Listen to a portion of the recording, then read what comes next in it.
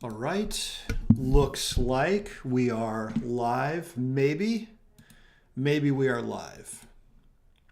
If you can see this and you can hear me, then I would appreciate you putting something into the live chat. Just let me know that you can hear and see me. That would be very, very helpful. Just let me know. I'm trying to work on my audio and the video and everything, and I think it's working, but I would appreciate you guys giving me a shout out, letting me know.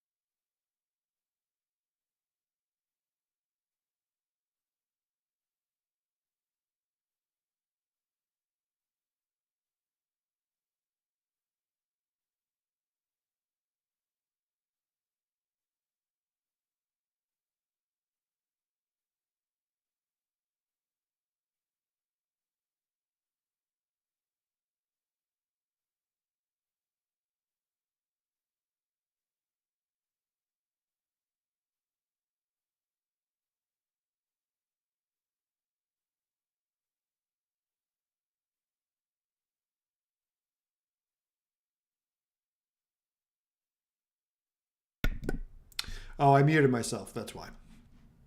I muted myself. That was me. That was me. I did that. So now I can see on the stream. You're a couple minutes behind, but okay. All right. I'm gonna listen to my own audio come back. Oh, I muted myself. There you go. All right, we're back. I'm glad I did this. I'm glad I caught that. Thank you, Coyotito, for letting me know what is going on. All right. We are just about ready to get started, almost 3 o'clock Eastern Standard Time. Thank you for being here. Really appreciate everybody requesting that we do this. And I hope it is fun. So the way I'm going to do this, I'm going to go through the Patreon questions, just kind of get to those for people that are live. If we have time and we get to open questions, we'll open it up. But for now, it is almost 3. I will wait until exactly 3 and then we'll do it to it. Again, just let me know in the chat if you can see me, hear me. I'm like a little paranoid, so I'll need all the reassurance in the world that I'm doing this right. That are live, if we have time, yeah, it sounds like I'm doing fine. All right.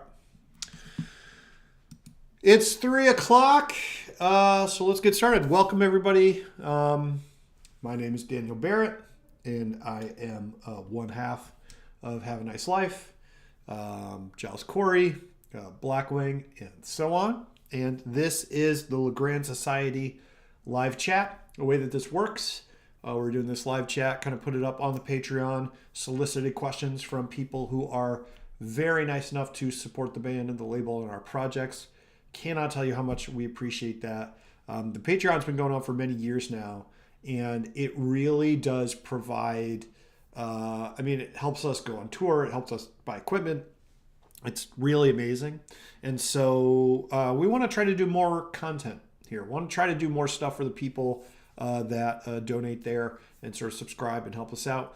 And it's one of my goals for this year, just to do more with the Patreon and hopefully give you guys some more value for that stuff. So I very much appreciate anybody who helps us out there. So let's get into the questions. And again, like I said, say hi in the chat. Let me know that you can hear me or whatever. But I will get into questions and we will do it to it. So let me open this up here just so I have this window. Okay. So I'm going to start getting into questions from people on Patreon. So first question, for, which doesn't have a name. Any chance of a broader U.S. tour, hopefully including Austin, Texas? So we do have plans right now to play in Austin in next summer. I don't know like how much of it is 100% confirmed, so I won't say specifically where, but we did get an offer to play a fairly large show there, so we're going to do that. In terms of a broader U.S. tour, right now the plan is to do some West Coast shows, that Texas show, do maybe something in Canada, maybe something in the Midwest somewhere.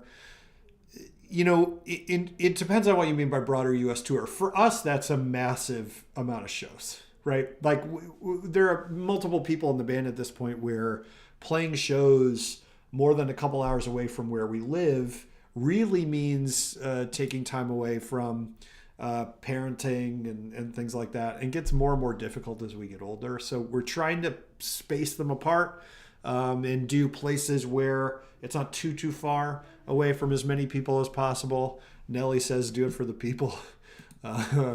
We're trying our best. We really are, and I'm really looking forward to playing again. And it's something that I want to do more frequently than we currently have been able to do it. Obviously, COVID was a big part of that. So that's where I would leave that. Are there any books that inform the songwriting in Have a Nice Life, or any book recommendations in general from Ryan?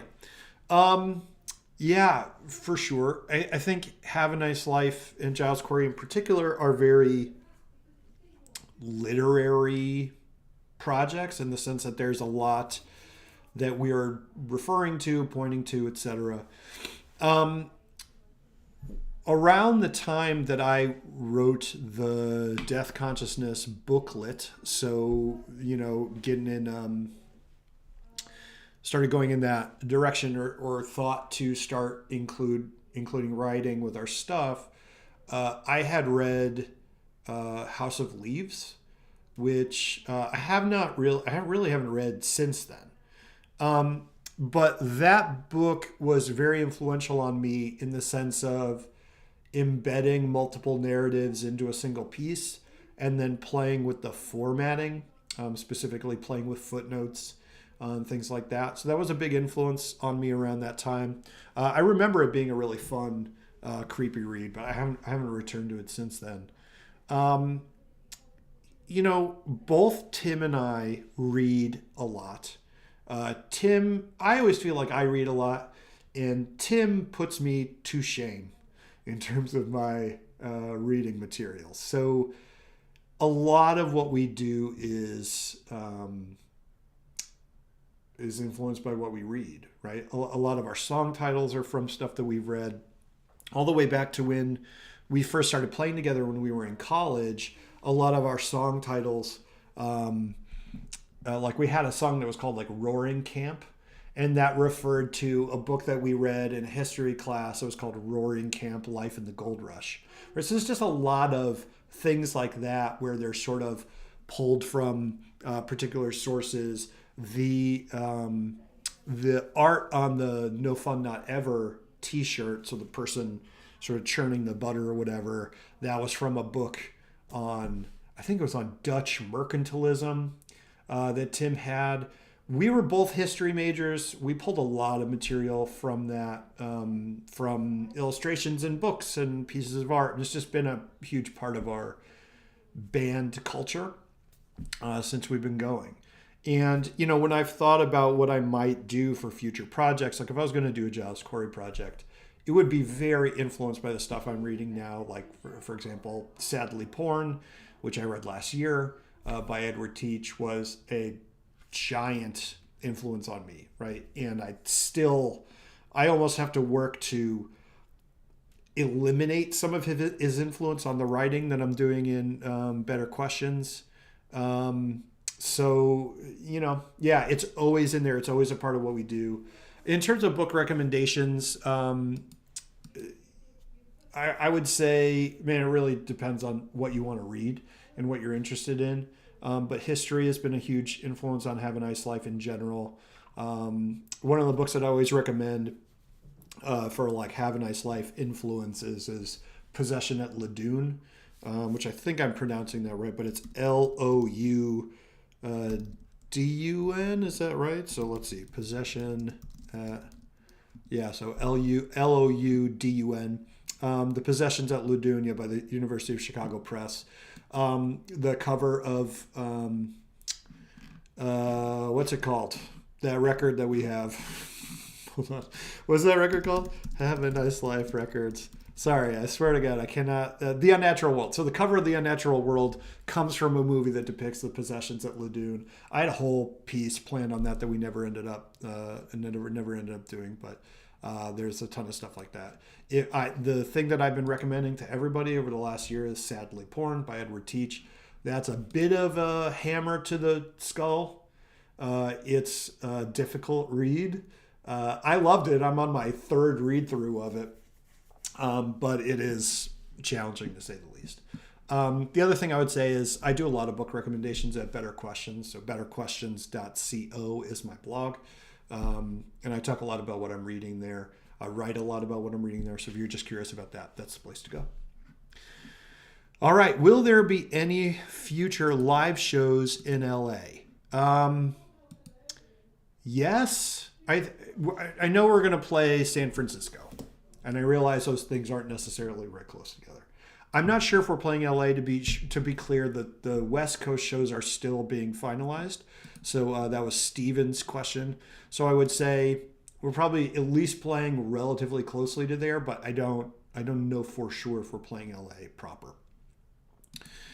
Joey asks, what have been your biggest lyrical inspirations and influences, lyrics, books, poetry, throughout your music career? More specifically, anything that had a notably large influence on Giles Corey. It's interesting because I don't think you have a great sense of what your influences actually are.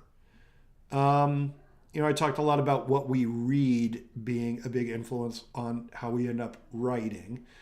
And that's certainly the case. I think I'm very attracted to a certain type of wordplay. I was particularly interested in that during the kind of biggest output periods of Have a Nice Life and Giles Corey, right? So I was very influenced by nonfiction writing about the occult and history and sort of creepy stuff like that. So I played a lot with, both Tim and I, got master's degrees in history. We were doing a lot of academic writing for that. And there's a certain format to that kind of writing that we kind of tried to pull into our songwriting. But lyrically, it's hard for me to parse sometimes. You have an aesthetic behind what you write, and unless it's really, really clear who it comes from, which is not for me, I don't have a really clear sense of where that comes from, it can be hard to parse. But I love sort of lyrical twists. I love sort of leading in a certain direction and then subverting the expectation. That's a big songwriting thing with us. But I'm not really sure where that comes from. Obviously musical influences would be the place to look, like for Elliott Smith or Sisters of Mercy, but I don't really think that I write like them. That's a good question that I don't have a great sense on. I've just been writing sad shit for a really long time, including poetry. And recently I went through my journal from this period in my life, and the journal entries are not that far apart from the lyrics, right? There are some songs where we kind of really wax poetic, and then some where we're sort of playing with the expectation that you're going to wax poetic and instead being very upfront and straightforward with it. So I don't have a great sense of that. It's an interesting question. K Pause says, are there any visual creators, photographers, artists, cinematographers who have inspired your work now or in the past? Yes, for sure. I'm not the best with visual art, and I don't have a great sense of who specifically my big influences were. I had a period where I was really interested in photography, did a lot of reading. I collected a lot of photography books, things like that. I was thinking about this recently, but I think it's almost more online culture than anything else. There's a certain kind of online imagery that I'm still particularly drawn to. And it's hard for me to really wrap my head around specifically what that means or what that is in terms of art history in general. I tend to be very drawn to images with a lot of white space, dark space, whatever. Very drawn to images where there is sort of a minimal point of focus. And we spent a lot of time being influenced by classical art, paintings, and so on.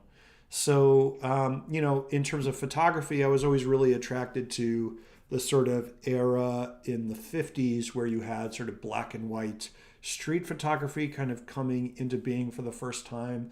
I always found those images really appealing. I think the original cover art for Giles Corey, which is that sort of weird cityscape, is from a photography book that I think I still have. But I've never been good about remembering names of artists, which is maybe on me. Okay, cool. So Alex asks, any plans to record or re-release the Giles Corey Roadburn set? I would love to record it. I don't know what the specifics are with it. We are going to try to record the New York sets. And I would love to put that out. Yeah. Whether, I might just put it out as a pay what you want download or something, but, or just put it on YouTube for that matter. I would love to have a recording of that just for me. And I think, by the way, I am ridiculously happy with how the live material sounds. It's weird because we were originally gearing up to play Roadburn as Giles Corey before COVID. So we did a bunch of practices as Giles Corey and then we stopped, didn't do it. Several years have passed and now we're doing it again. And the new version of it, in so many ways, like it was a blessing that we ended up not being able to play the original run through because it's much better now. It's much better now. We filled out the lineup. More people involved. The compositions are better. I'm just really happy with it. So yeah, I would love to record it. And we're working on it. What is your Jonathan from the Flenser, Johnny Flensbag says, what is your favorite Have a Nice Life meme? My favorite Have a Nice Life meme remains, there's like a cartoon that someone drew of my wife saying, Dan, where's our son? And then there's just like a sad face, or it says like, Dan, where's the food? And then there's Dan with a sad face, kind of line drawing. That remains my favorite. And I think about it a fair amount of the time. There's been some good ones though. I think in general, being a meme project is very unexpected, but somehow seems appropriate. So it's hard. Can't get mad about it. They're mostly funny. No Name writes, how much do you spend on your label? Well, to start with, it would be hard to call Enemies List a label at this point. Flenser, who's amazing, does all of our, vinyl production. We do handle a fair amount of merch, our own merch through the Enemies List store. But we're not really making records and we're not really releasing new records. So calling it a label is a bit much. I keep it kind of around because I'm emotionally attached to it. And it's sort of important for the, I don't know what you would call it, the sort of philosophical aesthetic of the projects that we have. But it's not really a label per se. In terms of what I spend on it, we have a Shopify store that I think I pay $100 or $150 a month to run. That's because it has the shipping, all that stuff kind of plugged into it. We probably don't need to spend as much on the store as we do. I set that up quite a while ago. But Shopify is fairly headache free, at least in the terms of the way that we run it. I pay Jason, who works at Enemies List, for kind of who does, he prints all our merch. He also handles the shipping and fulfillment. I pay him, I won't reveal that, but let's just say it's a few $100s a month to kind of handle that stuff, on top of, obviously, we pay for the merch. He charges us, invoices us for the merch. And then, the label primarily is kind of a slush fund where the money that we receive from the Flenser, the money that we get from touring, the money that we get from the Patreon goes there. And then as people involved, like Tim, for example, if Tim has a musical project where he needs a piece of equipment or we need to get the band somewhere, label pays out for it. So the expenses kind of go up or down, but they're not particularly massive at this point. Certainly less than $1,000 a month on average. But again, not really a label, right? More of just an e-commerce store, and as a kind of ideal, if that makes any sense. Metal Gear Gunk says, do you have a movie recommendation? I don't watch a ton of movies. I did just watch the documentary Mistaken for Strangers, which is a documentary about the band The National. And I thought it was great. It's really weird. It's sort of about the relationship between the singer of The National and his brother. And it's sort of very amateurishly shot, which is kind of its charm. And to me, what got me excited about it was I really felt like it captured the feeling of being on tour. Like, it got me excited to be on tour. And there's all these scenes where the singer is like getting ready to go on stage. Like, they film him right before he walks out.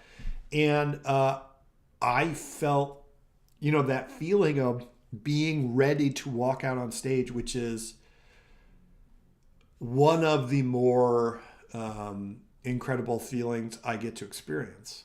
I got that from watching the movie. So to me, I thought that was really great, and I enjoyed it a lot. I watched Stutz, the documentary about Jonah Hill's therapist. I thought that was interesting.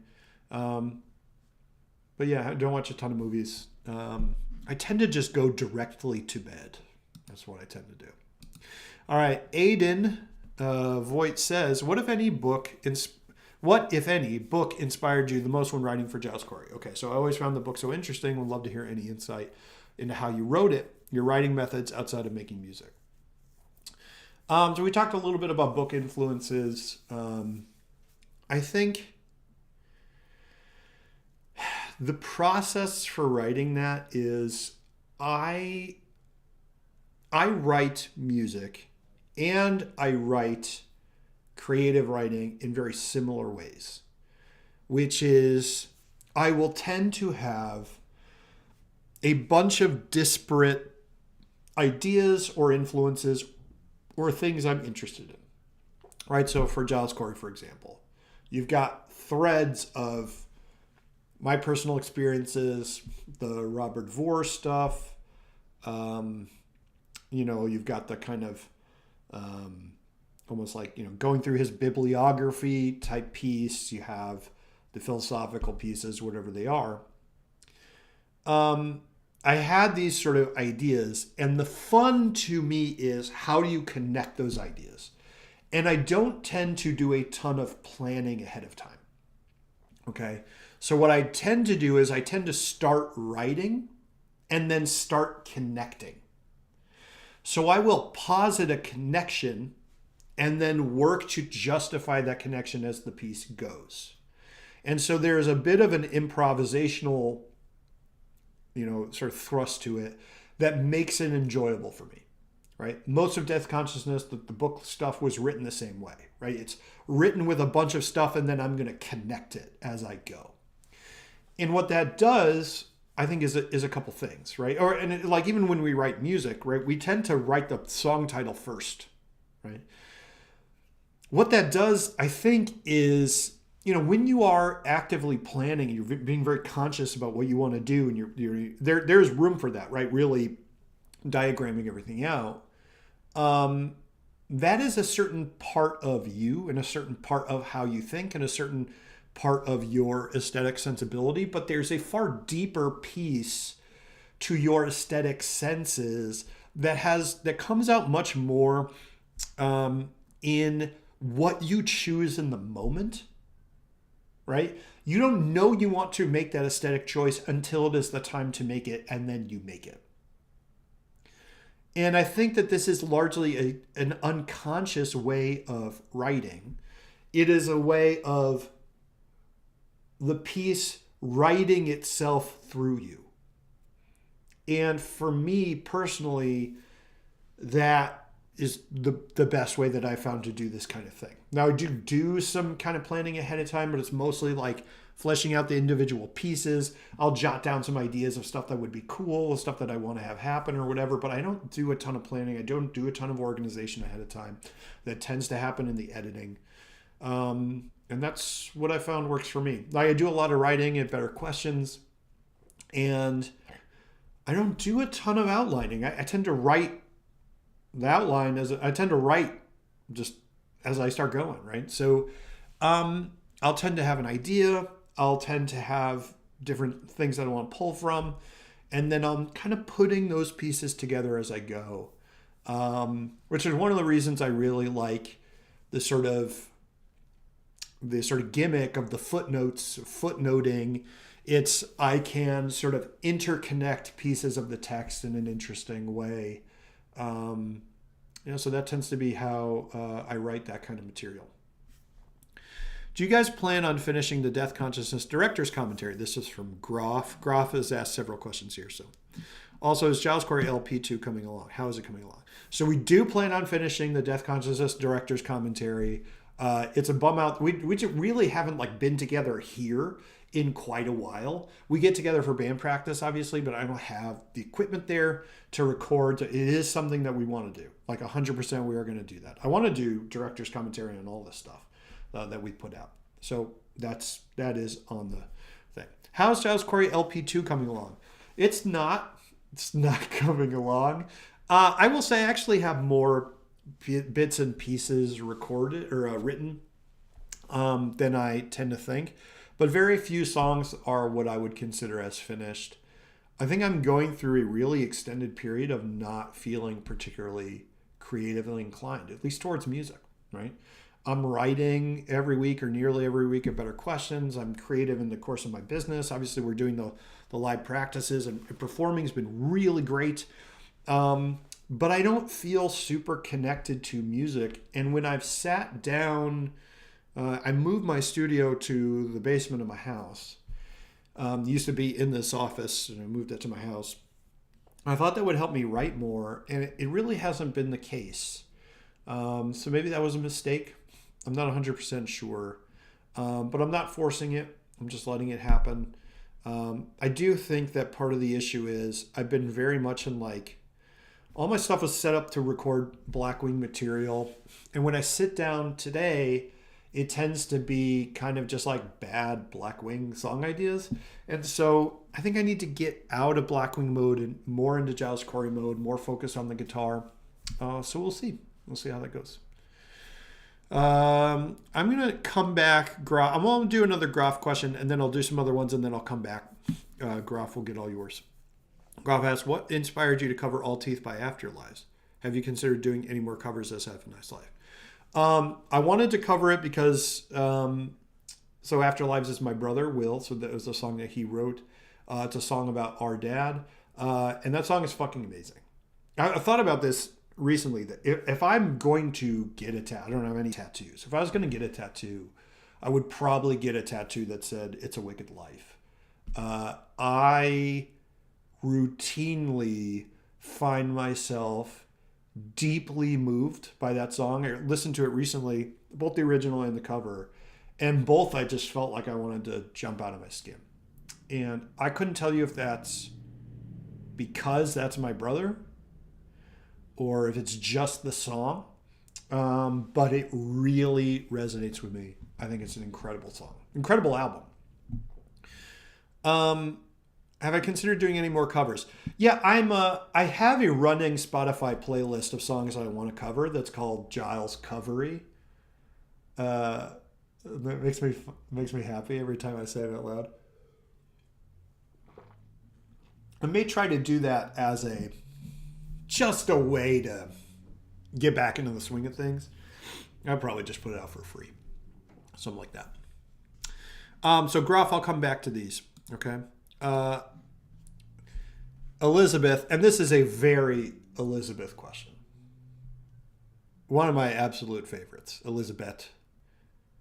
Edvard Munch told friends that processing his father's death was especially difficult because they had such a contentious relationship and were rarely able to agree on anything, other than how worthy Edvard's mother was of the love they both had for her. My question, how do you keep from losing your socks while on tour? Love you. I love you too. You know I do. Man, I'm a light packer. It would be hard for me to lose socks. I tend to shove everything into a single backpack and be done with it. I'm pretty good. I don't think I've ever lost a sock on tour, although I do lose pretty much everything else. But I'm a light packer. That's my answer to that. A Terrible Night's Sleep writes, do you ever find that certain technologies that are supposedly limiting, like a not-so-great DAW, which is a audio workstation, or a 4-track tape recorder, for example, boost your creativity? Or do you prefer to have as many options at your disposal when creating music? So it's an interesting question.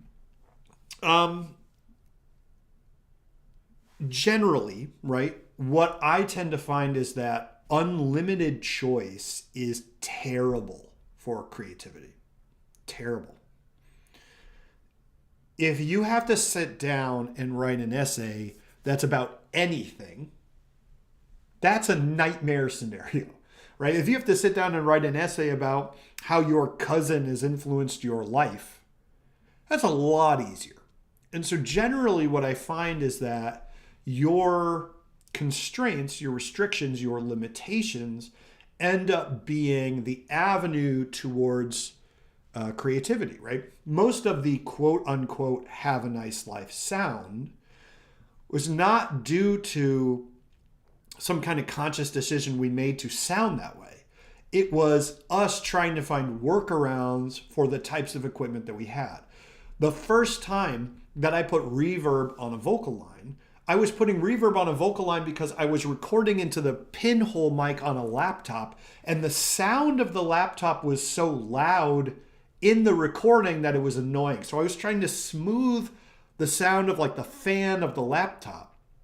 And I don't even think I knew what reverb was, right? I just knew that it made it not sound as bad, right? So there's a lot of things like that.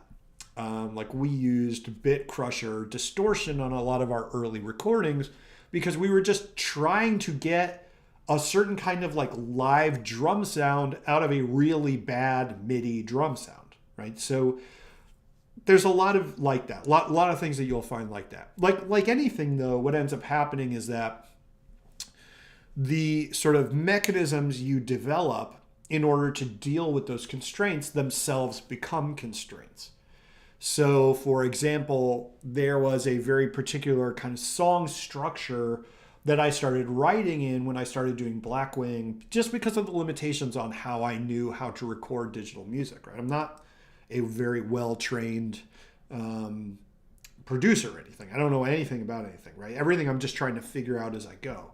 And so there was a certain song structure that I learned to record in, and now I find it constricting, right? I don't want to write in that song structure anymore, but it just happens naturally.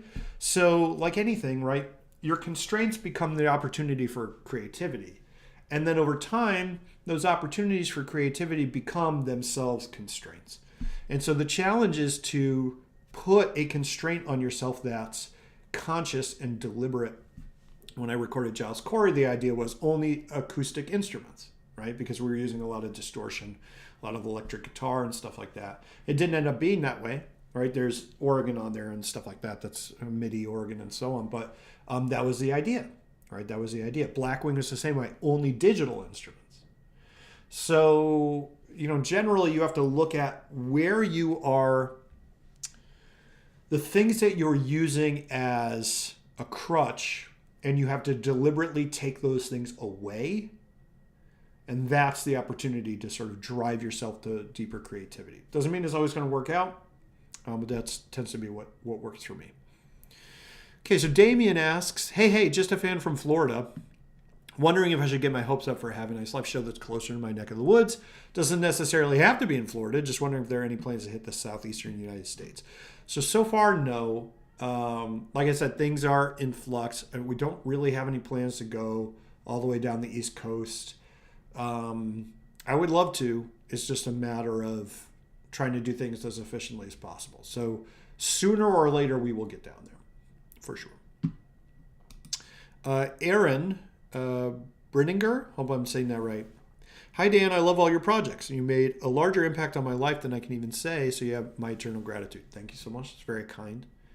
My question for you regards a Sea of Worry version of Destinos. What made you desire to alter the sound and structure of the song so much? Both versions are masterpieces, so I'm simply curious. Yeah, it's weird because the version of Destinos that's on Sea of Worry is pretty old itself. It was a recording that I think we originally wanted to put on Unnatural World, so it's quite it's been out there for quite a while. The original version of Destinos, I think we thought was too unstructured. There's a lot in it that I really like. So in the original version of Destinos, there's that there's sort of like that whining sound. That's actually my cell phone buzzing on the desk while I was recording, caught it by accident, right? So there are all these things like that I really like about this song. They're sort of accidental, like the future, I think it's, I can't remember if it's the future or one of those songs on Death Consciousness. There's this sort of creepy sort of talking at the end. That was actually, we accidentally recorded my roommate who was on a date in the kitchen, recorded her through the wall by accident. We didn't know what it was. We got all freaked out. And then, things like that, right? There are these little moments on a lot of those recordings that I really like, but the original Destinos was really unstructured. It was pretty all over the place. We like it a lot, but we wanted to do more with it. And so that version, we worked on for quite a while. It is tighter. Does it lose something in the translation? It's possible. It's just different, right? And even then, I didn't even get to, there's a whole extra part at the end we didn't even record. All these songs are kind of, they go through all these different versions over time. It's one of the weird second order consequences of not being in a studio. You kind of just keep working on things and keep having different ideas. And then when things get finally put out, they're not done in the sense that a studio recording would really be done, So it's interesting. Thanks for the question. All right, let's go back to some of Grof's questions. Will we ever hear the original demos from Sea of Worry before the live band was brought in it to record? There's only a couple of those. We didn't do, for example, there wasn't so there was a demo of Dracula Bells. Probably not. The demos for Sea of Worry weren't finished songs. Most of the songwriting was finished with the band. And so a lot of them are just parts. They get looped. I don't think they have vocals, or maybe they have very little vocals. It's not like, a completed demo version of the whole song. It's more just ideas that we use to kind of send out and sort of shop around. There may be some exceptions to that, but we don't have any plans to release that. Groff asks, what's your personal favorite song from the Have a Nice Life catalog to play live? And what's your least favorite? My favorite song to play live, man, that's an interesting question. My least favorite is Blood Hell. Absolutely. I hate playing Blood Hell. I hate it. I know everyone likes that song. I like it fine. for whatever reason, I was actually complaining about this to Tim the other day. For whatever reason, I find it very hard to hear the notes live. And so I always feel like I do it wrong. I feel like I come in flat or sharp or whatever. It gets performed slightly differently every time. It's just hard for me to parse the notes in a live setting. And I don't know why that is. It has been that way since the very first time we played it. So I really dislike playing that live. If we could cut it, I would. We won't because everyone likes it, but if we could cut it, I would. Favorite song to play live? Probably Big Gloom or Earth Mover, something like that. I really like playing Dan and Tim Reunited by Fate. Live has a really fun... the live composition of it is so cool at the end. It gets really heavy. I love that. I really like playing Dracula Bills live. That's a really fun part, particularly at the end. It gets really chaotic. I really like playing most of our songs. There's really not any I dislike other than Bloodhail. Graf asks, okay, so we're going down. Paul asks, it seems much of your music audience is pretty young, 15 to 25 years of age. Maybe, that could be true. If this is true, why do you think this is? Do you have a target audience? Does this match your target? We don't have a target audience by any means. I don't ever think about... I'm not even sure I could target a particular piece at a particular demographic, right?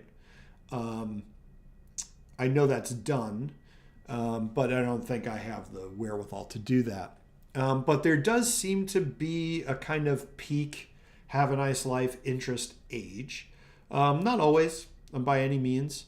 And it's been really amazing, actually, to get, people send me, like, videos of their kids getting into Have a Nice Life because they're into it's just really amazing, right? So, but I do think there's kind of a period that you're most open to the music.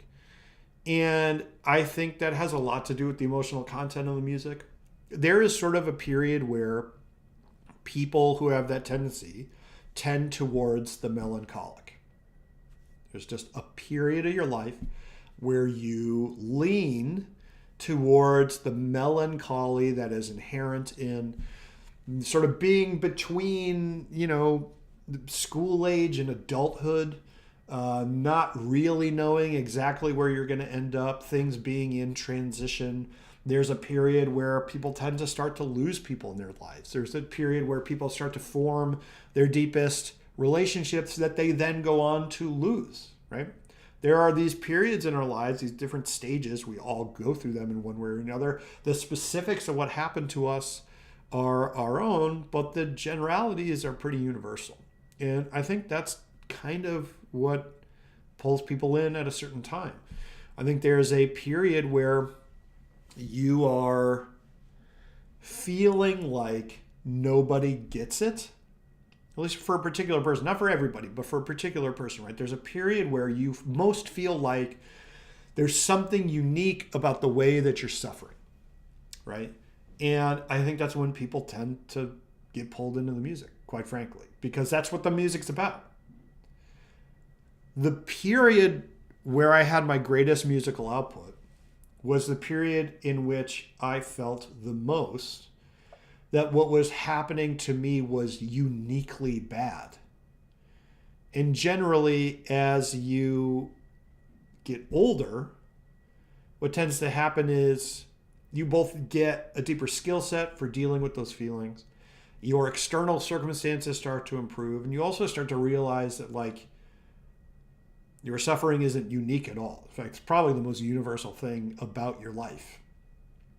And so, I think there's a period where people long to feel connected and long to feel like someone gets it.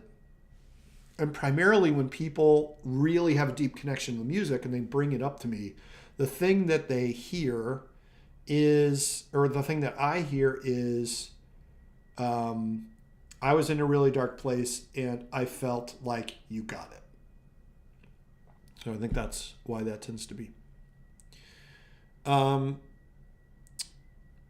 Q asks, I know it's not your project, but do you know if there's a chance for a new Afterlives album or repress? So I don't think so. I mean, I would love if there was a new Afterlives album. But I don't think Will has any plans to do that. I could be wrong. I would love to get it repressed somehow. I think it's a woefully underrated album. Groff asks, well, we'll go back and forth. So Thomas asks, what's your relation to outsider art to create out of necessity? Also, how was Montreal back in 2019, and will you come back? First of all, the Montreal show was awesome. It was a fantastic show. It was super cool. We do have plans to play in Canada. I don't think it's finalized yet. And I don't know exactly where we're playing in Canada, but we do have plans to go back. In terms of outsider art, I mean, I think we always felt that everything we did was outsider art.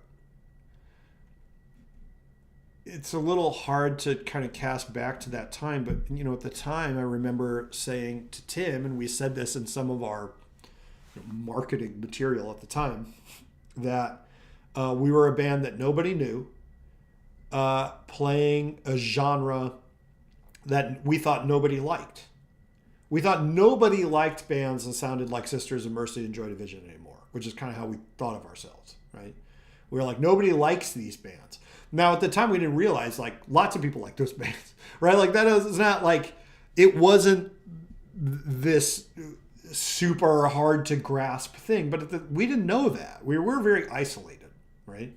I mean, this is the period was like MySpace, right? And we just didn't have the ability to really get what other people were into. So we were just doing what we were into. And all of our early releases were Xeroxed. We did it all at Kinko's. It was all CDRs. We would go to shows. I remember the band Zombie. I think it was Zombie and ISIS, maybe. I can't remember. But the band Zombie played near us. And Tim and I went to the show, and we were just handing out early demos. Right? So we were just handing out demos, Xeroxed, CDR, whatever. Handing them out and putting them on car windshields and stuff. And I remember we stayed till the end of the show and we were leaving, and we found a whole bunch of them just like on the floor, like in the parking lot, right? You couldn't give it away. You could not give it away, right? So that's how we thought of it. We never in a million years thought anyone would like it. We did not think it would be successful. We just did it because we felt compelled to do it. Is what we wanted to do. We wanted to do the things that we wanted to do. Even when we were all the way back at UMass and we were primarily two guys playing acoustic guitars, doing like coffee house shows, we were like, nobody at this thing is going to sound like us. And we'll be lucky if one person even remotely digs it. But there's a real part of our personality that needs to, for whatever reason, subvert expectations. I had this conversation with Tim the last time we were at band practice doing some Giles Corey song, and I think we're doing, I can't remember what we're doing, but you got the Giles Corey like piano part, like the dun dun dun dun dun dun dun dun dun dun dun dun dun, right? And there's progression, and we're ending the song on that. And I was like, what we should do is you should do it part way and then stop. So don't let the expression resolve. Right? So you do the dun dun dun dun dun dun dun dun dun dun, and then just flip off the audience. There is such a part of our personality that feels compelled to do that. Like, you expect this thing, I am not going to give it to you. I don't know why that is, but it's been that way forever. So things like like the Toynbee tiles and things like that. Those were big influences on us. It was this idea of, you can't stop me, right? You can't stop me from doing this. I'm going to do it. I have a real soft spot in my heart for anything like that. It's one of the reasons, like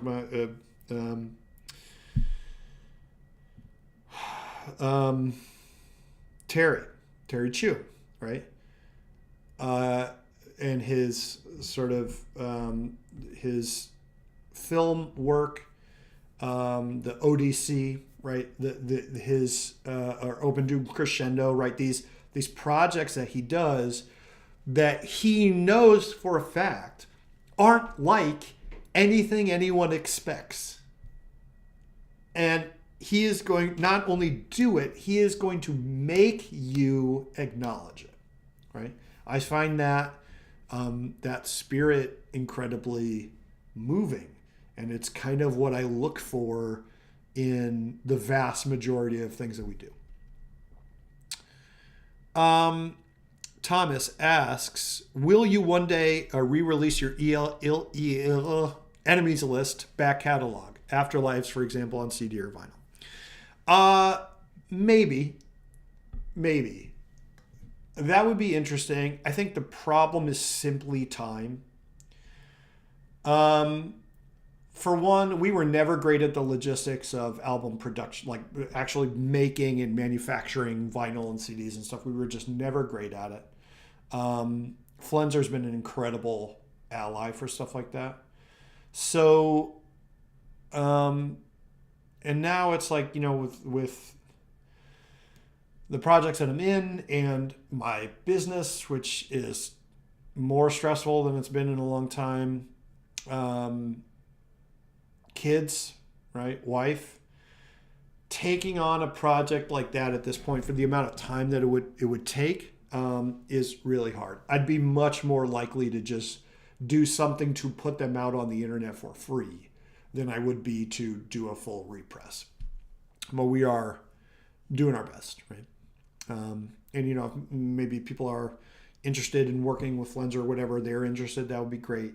I don't think there's a big chance of that, but I wouldn't rule it out. Groff asks, what's the story behind the song Sisyphus?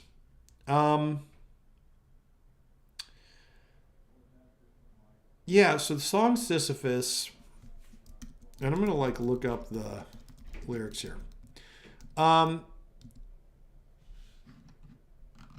It's very much about my dad.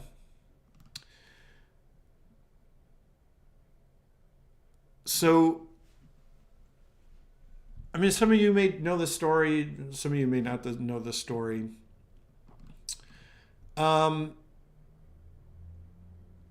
The way the kind of progression goes is, my dad died maybe 2 years before Death Consciousness came out. And a lot of that material, we were already working on it. After he died, I took the money that I got, which wasn't a ton, but it was something. And I just went to Europe, and I traveled Europe for 2 months, 3 months, something like that by myself.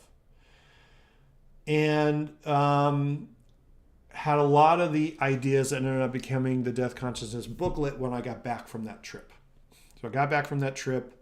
That was when the album ended up being finalized. The stuff ended up being written. So that album came out, and it was really, that album, Navjaler, were very influenced by that event, right? And then what ended up happening was the relationship I was in at the time ended up falling apart. So, I had this thing with my dad, but I was in this relationship that was kind of this stabilizing force. And at the time, I didn't really realize how depressed I was. But that relationship fell apart. There was tragedy on her side. She was depressed. I was depressed. When the relationship fell apart, I moved into an apartment by myself. And that was when Giles Corey ended up being written. And it was really in that time where things got real bad, right? For me, things got really bad. And it was this kind of cumulative momentum of these big losses that I was not good at acknowledging or was not good at. I felt sad, but I didn't feel the emotions that were there. What I felt was like a reaction to those emotions. I left those issues unresolved. And when you do that, what tends to happen is they grow. They grow, right? I had someone say to me recently that trauma passes through families until someone is brave enough to feel it, right? So you carry the trauma you are too afraid to feel and end up passing it on to the people around you through the way you act out that sort of repression. In any case, those two records, right, the death consciousness after my dad died, Giles Corey after that relationship fell apart, and I had suicidal ideation and all that stuff. Those are the two big sort of chapter markers, right? The Sisyphus was written around the time that I was doing Giles Corey. I can't quite remember if it was a little before or a little after, right? So it's sort of transitioning from Have a Nice Life to Giles Corey. Obviously, Have a Nice Life was still together, still around when Giles Corey was getting recorded. So it all kind of blurs together. But, the way that my dad died was mowing the lawn. So my dad was overweight, right? And, but he'd been losing weight. Him and my mom had split up. He'd gotten a house or in the same town and had kind of rebuilt his life, right? Had a wife of his own now, new wife. Was really happy and had gone to the doctor and had gotten a clean bill of health. And a few days later, was mowing the lawn and just dropped dead. Just dropped dead. And the suddenness of it and the shock of it and the getting there, seeing the body, right, seeing it loaded into the ambulance, all these things, it stuck with me for a really long time. I didn't cry about that until maybe like a year later, right? Didn't have that was cut off from me, right? But the image of him mowing the lawn with this stupid push lawnmower, right? And the idea of him sort of collapsing and being on the ground and what that must have been like and what it must have felt like. And in that experience, I think about it a lot. Because the truth is, some version of this is going to happen to all of us. And for a lot of us, we're not going to know it's going to happen till it does. And I really have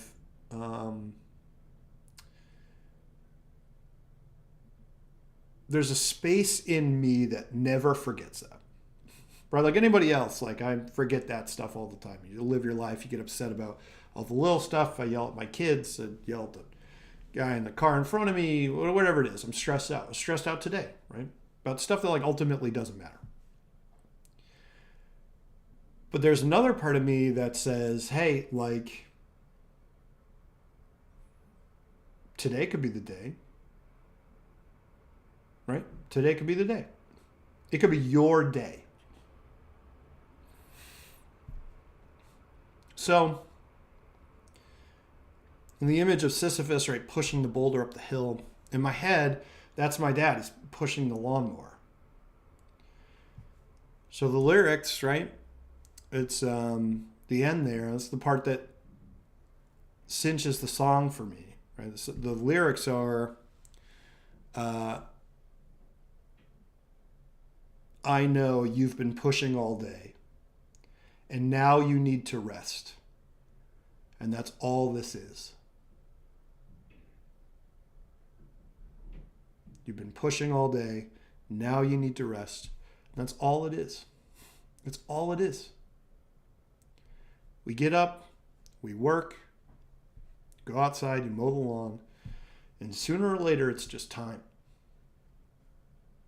And there is a tendency to ascribe a meaning to it and to ascribe some kind of heavy weight to it, but it just means it was time. So that's what that song's about. It's a gut punch for me still. Every now and then I think about re-recording it or something, and I don't know, probably never will. So that is that. That's all the questions. I appreciate you guys so much for being here. I appreciate everybody who was in the chat. Thank you so much. Thank you, obviously, everybody from the Patreon who submitted questions. I really appreciate this. If you like this, leave a comment. Let me know. Maybe we'll do more of these. Open them up. But I cannot tell you how much I appreciate you, regardless of whether you're in the Patreon or whether you bought a record or whatever. It doesn't matter. Just the fact that you're here means the world to me. If you get a second, I would love for you to check out the blog at betterquestions.co. And I will be talking to you guys very soon. I appreciate you, and I'll see you there. Bye.